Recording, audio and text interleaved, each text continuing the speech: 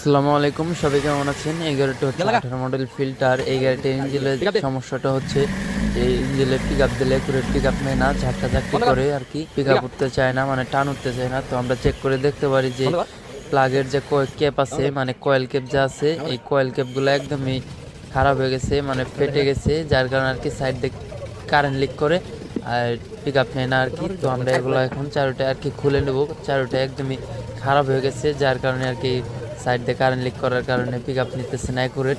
তো এই কয়েল ক্যাপগুলো খারাপ হয়ে গেলে অনেক সময় অনেক রকমের কাহিনী করবে, মিসফায়ার করবে, ঠিকমতো টান উঠবে না, ঝাঁকটা ঝাঁকটি করবে।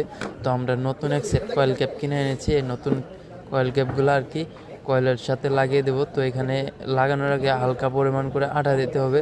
অনেক সময় আর কি কয়েল ক্যাপের গোড়াতে কারেন্ট লিক করে, তো কারেন্ট যেন লিক না করে এর কারণে আমরা গোড়ায় একটু আঠা মেরে দিতেছি হালকা পরিমাণ করে, যেন আর কি কারেন্ট কোনোভাবে লিক করার চান্স না থাকে। তো এটাকে ভালোভাবে ফিনিশিং করে দিতে হবে, যেন সাইড দিয়ে না ভরে থাকে। সাইড দিয়ে ভরে থাকলে আবার ডেবিট কভারের জায়গা ভরবে।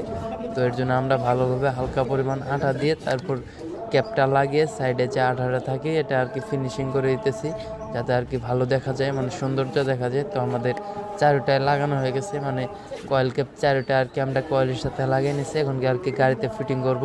তো আমরা একটা একটা করে চারোটা আর কি গাড়িতে লাগিয়ে তারপর এগুলার যে নাট আছে এবং কি জ্যাক আছে এগুলো লাগিয়ে দেবো।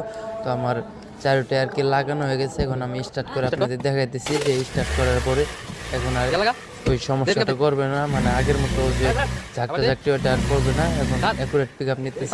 সবাই ভালো থাকবেন, আসসালামু আলাইকুম।